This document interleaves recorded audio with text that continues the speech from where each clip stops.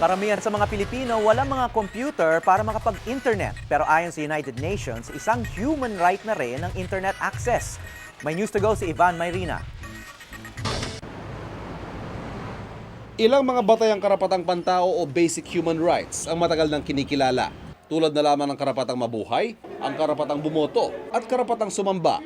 Pero sa isang report na inilabas ng United Nations, sinabi nito magyang internet access itinuturing na ring basic human right. Kinikilala raw ng UN ang halaga ng internet sa pagtamasa sa iba pang mga karapatan at kalayaan. Kaya tungkulin daw ng lahat ng estado na gumawa ng paraan para ang internet ay accessible sa lahat ng mamamayan nito. Pero para sa isang bansang gaya ng Pilipinas, ang katotohanan ay marami pa rin ang hindi pa nakakapag-internet sa kanilang tanambuhay. Katunayan ayon sa International Telecommunication Union, may 6 lang sa bawat 100 Pilipinong matatawag na internet user noong 2009. At sa buong Timog Silangang Asya, pang-apat ang Pilipinas sa may pinakamababang internet usage sa mga bansa. Sa paaralan sana unang mamumulat ang mga kabataang Pilipino sa benepisyo ng computer. Pero kung classroom at silya kulang nga, computer na may internet pa kaya? Sa Batasan National High School halimbawa, 101 estudyante ang nag-aagawan sa bawat computer. Computers po na napaka-idealistic naman sa sitwasyon namin. Computers sa bawat classroom. As much as possible, pwede lang 2:1. Dito sa school, nakakahawa ka ba ng computer? Hindi po. So saan ka lang nakakapag-computer? Siya po.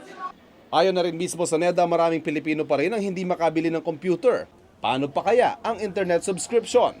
Ito ang dahilan kung bakit inihain ni Kabataan Party List Representative Raymond Palatino ang Free Public Wi-Fi Act na nagtatakda ng libreng Wi-Fi sa mga opisina ng gobyerno bilang panimula sa mas malawak na internet access para sa lahat. Hindi yan magkatunggali.